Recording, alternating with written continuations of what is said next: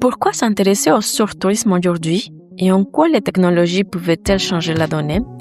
Bonjour et bienvenue à toutes et à tous sur le podcast du MBA MCI Marketing Digital, Communication et Innovation de Vinci Executive Education. Ici, nous explorons ensemble des solutions innovantes face aux différents défis contemporains. Aujourd'hui, j'aimerais vous présenter le sujet de ma thèse professionnelle que je réalise dans le cadre de ce MBA en marketing digital. Dans cet épisode, le surtourisme est au cœur de ma réflexion.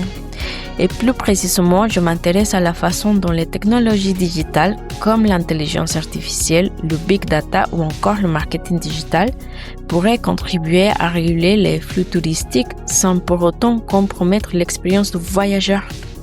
Ce podcast n'a pas vocation à donner des réponses toutes faites. Mon objectif est plutôt d'ouvrir une réflexion. Comment le numérique peut-il nous aider à repenser le tourisme? Quels sont les outils existants? Et surtout, sont-ils vraiment utilisés aujourd'hui pour résoudre les déséquilibres que connaît le secteur? Je m'appelle Raquel Pimentel, étudiante en MBA Marketing Digital, Communication et Innovation à l'école Leonardo Vinci Executive Education à Paris. Bienvenue. Mais avant de commencer, on va vous donner un peu de contexte. Le surtourisme est une crise mondiale et à quoi ressemble-t-il aujourd'hui? Le tourisme va-t-il trop vite, trop fort? On commence par dire qu'en 2024, 1,4 milliard de touristes internationaux ont voyagé. C'est presque un retour complet au niveau d'avant la pandémie. Mais cette croissance ne bénéficie pas à tous les territoires. Selon l'Organisation mondiale du tourisme, 95% des touristes se concentrent sur moins de 5% des terres émergées. En France, 80% du tourisme se limite à 20% de territoire. Imaginez ça. Résultat, certains lieux sont asphyxiés. Venise en Italie, Barcelone, Espagne, Dubrovnik, les Calanques en Croatie, les Calanques de Marseille ou encore le musée du Louvre à Paris, le phénomène porte un nom, le surtourisme. On parle alors de surtourisme quand le nombre de visiteurs dépasse la capacité d'accueil d'un lieu, au point d'en dégrader l'environnement, le patrimoine ou la qualité de vie des habitants. Mais qu'est-ce que le surtourisme? Surcharge ou mauvaise gestion? Le surtourisme n'est pas seulement une question de chiffres. Ce n'est pas trop de touristes. C'est trop de touristes au même endroit, au même moment, sans stratégie de gestion adaptée.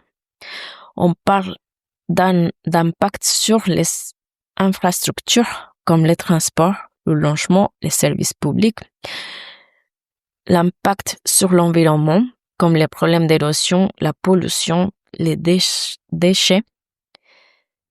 Sur les habitants, avec les problèmes de hausse des loyers, le tourisme de masse ou l'impact même sur l'expérience du voyageur.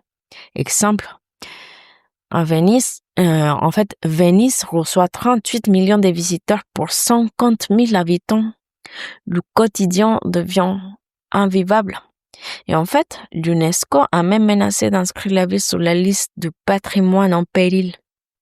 Mais peut-être vous demandez-vous, n'existe-t-il pas déjà des solutions pour lutter contre le surtourisme? Et la réponse est oui. Dans plusieurs villes, des mesures ont été mises en place, comme les quotas d'accès à Venise, les taxes touristiques un peu partout, comme à Amsterdam, la régulation des locations via Airbnb, ou encore l'imitation des croisières. Mais ces solutions, bien que nécessaires, montreront rapidement leurs limites. Pourquoi?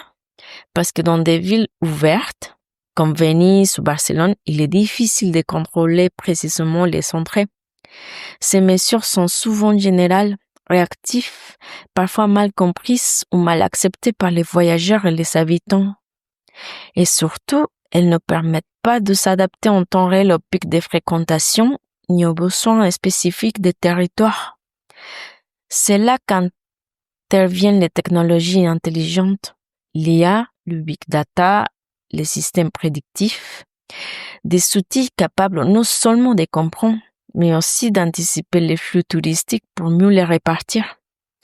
Mais quel est le potentiel de l'intelligence artificielle et du big data? Aujourd'hui, l'intelligence artificielle est partout dans le tourisme, dans les moteurs de recommandation, la gestion dynamique des prix par les compagnies aériennes, par exemple, les assistants virtuels, les chatbots multilangues. Mais pour faire face au problème de la surcharge touristique, quel est réellement le rôle de l'intelligence artificielle et du marketing digital? Eh bien, c'est justement le cœur de cette recherche. À travers cette thèse, j'essaie d'apporter une vision plus claire et concrète de la façon dont l'intelligence artificielle, le big data et les stratégies de marketing digital peuvent contribuer à un tourisme mieux régulé, plus équilibré et surtout responsable. Et peut-être que vous vous demandez pourquoi consacrer une thèse à ce sujet. Bon, je vais vous dire que j'ai choisi ce sujet car il se trouve à la croisée de la durabilité, de l'innovation et de la transformation numérique. Le tourisme n'est pas un ennemi, mais mal géré, il devient un vrai problème. Je suis convaincue qu'il y a le big data et encore le marketing digital peuvent nous aider à redessiner un tourisme plus intelligent, inclusif et bénéfique pour tous, visiteurs, habitants et les territoires. Et pour conclure, quelle perspective pour la suite? Bon, dans les prochains mois, je vais étudier des cas concrets, interroger des professionnels du secteur et analyser les apports réels et les limites des outils numériques et autres. La vraie question n'est pas seulement comment réduire le nombre de touristes, mais plutôt comment mieux les répartir, comment mieux informer, comment mieux concevoir l'expérience de voyage. Enfin, merci de m'avoir écouté. Si ce sujet vous intéresse, n'hésitez pas à partager ce podcast ou à me contacter pour complémenter ma recherche ou à suivre les prochains épisodes où je parlerai des exemples inspirants d'initiatives locales et des dernières innovations en matière de tourisme durable. À très bientôt pour un nouveau voyage plus responsable.